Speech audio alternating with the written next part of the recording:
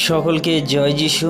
প্রিয় বিশ্বাসী ভাই বোনেরা, বাইবেলে এমন এক দুর্ভিক্ষের বিষয়ে বলা আছে যেটা প্রত্যেক বিশ্বাসীর জীবনে অতি গুরুত্বপূর্ণ জানা।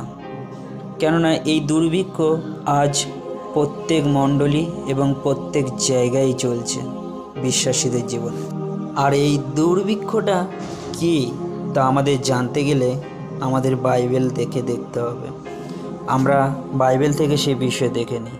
চলো, সেই বিষয়ে লেখা আছে বাইবেলে আমোস লিখিত সুসমাচার 8 অধ্যায় 11 পদে। আমরা যখন দেখি লেখা আছে সেইখানে এরকম: সর্বভৌম সদাপ্রভু বললেন, সময় আসছে যখন আমি দেশের মধ্যে দুর্ভিক্ষ প্রেরণ করব।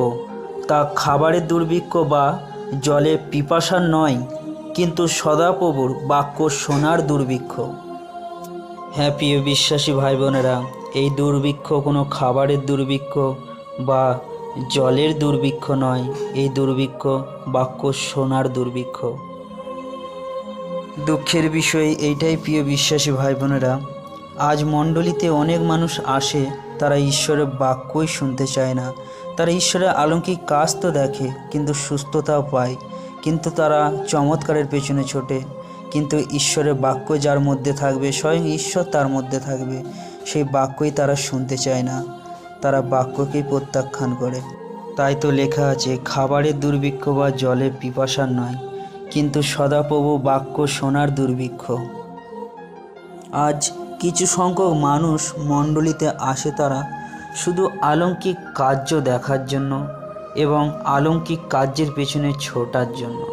তারা সুস্থতার জন্য আসে এবং সুস্থতা যখন পেয়ে যায়, তারা যার কাছ থেকে সেই সুস্থতা পেল, যার দরুন পেল, তাকেই জানতে চায় না, স্বয়ং সেই ঈশ্বরের বাক্যই যিশু। যেমন লেখা আছে যোহনে 1 অধ্যায় 1 পদে, আদিতে বাক্য ছিলেন, সেই বাক্যই ঈশ্বরের সঙ্গেই ছিলেন এবং বাক্যই ঈশ্বর ছিলেন। লেখা আছে আদিতে তিনি ঈশ্বরের সঙ্গেই ছিলেন, তার মাধ্যমেই সব কিছু সৃষ্টি হয়েছিল। সৃষ্টি কোনো বস্তুই তিনি ব্যতিরেকে সৃষ্টি হয়নি। এবং 14 পদে লেখা আছে, সেই বাক্যই দেহ ধারণ করলেন এবং আমাদেরই মধ্যে বসবাস করলেন।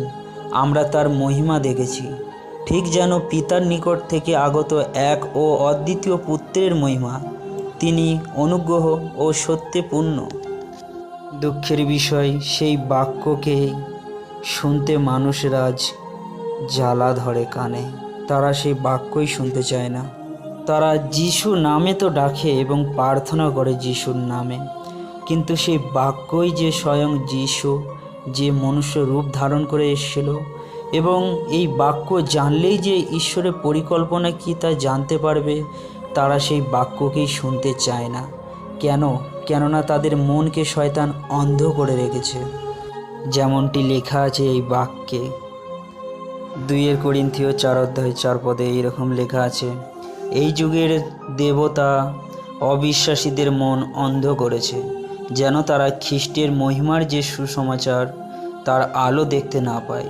সেই খ্রিস্টই হলেন ঈশ্বরের প্রতিমূর্তি স্বরূপ। কেন তাদেরকে অবিশ্বাসী বলা হচ্ছে? যারা ঈশ্বরের বাক্যকে শুনতে চায় না, জানতে চায় না। কেননা এখানে লেখা আছে, যেন তারা খ্রিস্টের মহিমার যে সুসমাচার, খ্রিস্টের মহিমার জন্য যে সুসমাচার তার আলো দেখতে না পায়। খ্রিস্টই যে আমাদের প্রভু, খ্রিস্টই যে আমাদের মুক্তিদাতা, তা কিভাবে বিশ্বাসীরা জানলো? বাক্যের দরুন। বাক্যের দরুনই তারা জানতে পারলো যে সে আমাদের জন্য কত বড় বলিদান দিয়েছে যীশু খ্রিস্ট। তাই শয়তান চায় না এই বাক্যকে মানুষ জানুক, তাই শয়তান তাদেরকে দূরে রাখে এই বাক্য থেকে। এই বাক্য থেকে শয়তান তাদেরকে দূরে রাখে, যাতে তারা সত্যকে না জানতে পারে। তাই শয়তান যাদেরকে কবজা করে রেখেছে, সেই সমস্ত মানুষরা ঈশ্বরের বাক্যকে কেন শুনছে না? কেননা তাদের মধ্যে শয়তান বসবাস করছে, এবং সেই শয়তান যখন ঈশ্বরের বাক্যকে শুনছে, তাদের ভেতর থেকে সেই শয়তানকে কাটছে ঈশ্বরের বাক্য। যেমন লেখা আছে এই বাক্যে হেব্রিয় 4 অধ্যায় 12 পদে লেখা আছে, কারণ ঈশ্বরের বাক্য জীবন্ত ও সক্রিয়, উভয় দিকেই ধারবিশিষ্ট, যে কোনো তরোয়াল থেকে তীক্ষ্ণ, প্রাণ ও আত্মা এবং শরীরের গ্রন্থি ও মজ্জা পর্যন্ত তা ভেদ করে যায়। তা হৃদয়ের চিন্তা ও আচরণের বিচার করে। লেখা আছে তা হৃদয়ের চিন্তা ও আচরণের বিচার করে। তাই আমাদের যদি খারাপ আচরণ থাকে এবং মন্দ চিন্তা থাকে হৃদয়ের মধ্যে, তার বিচার যখন করবে সেই বাক্য, সেই মানুষটার পছন্দ হবে না ঈশ্বরের বাক্যকে। যেমন লেখা আছে যোহন 3:19 এই হলো দণ্ডাদেশ, জগতে জ্যোতির আগমন হয়েছে, কিন্তু মনুষ্য জ্যোতির পরিবর্তে অন্ধকারকে ভালোবাসল, কারণ তাদের কর্ম সকল ছিল মন্দ। তাই প্রিয় বিশ্বাসী ভাই বোনেরা, বাক্যকে শোনার চেষ্টা করো এবং বাক্যকে সহন করো। বাক্যের দ্বারাই আমরা সত্যকে জানতে পারবো এবং ঈশ্বরের পরিকল্পনা কি তা জানতে পারবো। তাই বাক্যই আমাদের সঠিক পথ দেখায়। যেমন লেখা আছে কলসীয় 3:16 তোমাদের অন্তরে খ্রিস্টের বাক্য প্রচুর পরিমাণে অবস্থিতি করুক। তোমরা সমস্ত বিজ্ঞতায় ভূষীভূত হয়ে পরস্পরকে শিক্ষাদান ও সচেতন করো এবং গীত, স্তোত্র ও আর্তিক সংকীর্তনে মুখর হয়ে ঈশ্বরের প্রতি তোমাদের হৃদয়ে কৃতজ্ঞতার তা করো।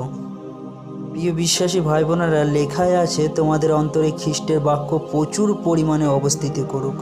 সেই রকম আমাদের ঈশ্বরের বাক্যকে জানা দরকার, তাতেই আমরা সত্যকে জানব।